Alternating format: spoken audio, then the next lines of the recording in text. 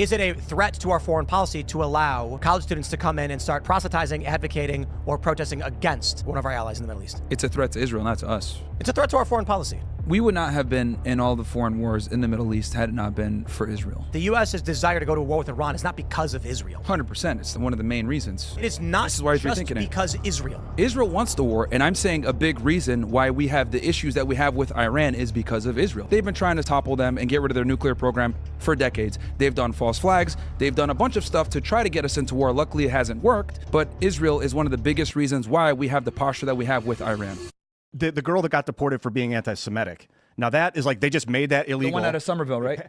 I guess it's out of Somerville. They passed a law like a month ago or something. Yeah, about that's it. crazy. That's not what they used. What did they do? They cited their authority under the INA to deport anyone they deemed a national security threat. That's it. I think the statute that they're using, Marco Rubio is using one where any alien that allows them to, that makes foreign policy more difficult for them we went over this bill because what happened was I got it wrong. I thought it was I can't remember the section number, is 273 or something, that states that they can at any time revoke a visa. And then we actually fact checked it. It was like 3 something of the INA that states. I think it's a foreign policy one. It was it's under 237A of INA. It's something like that. Yeah. The specific provision is if they pose a threat to U.S. national security. And that's like, if someone's like, I don't like the way Saudi Arabia is cutting people's hands off. They're like, well, we need Saudi Arabia to defend the Red Sea and the Gulf of Aden. So you're a national security threat by saying that out loud.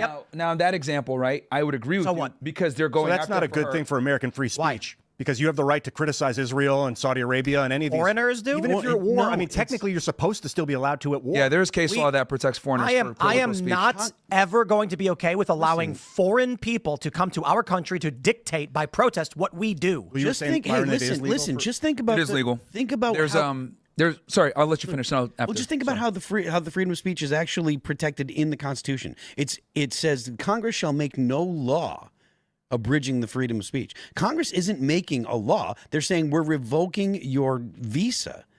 Because of a law that's already on the books. No, not law. There's no law. Hold on. We got to clarify that because the interpretation of the First Amendment extends well beyond making a law. But that's fair enough. But what's being done is revocation of visa, and the Secretary of State can revoke for a bunch of different reasons. But I want to say, like, I hear what you're saying. I don't care. The idea that we'd be like, by all means, come to the United States. It's a privilege to be here, not a right. Enjoy our luxurious economy and and all these wonderful things. And then you go, I am now going to protest against you. I'd say, get out of my house. Yeah.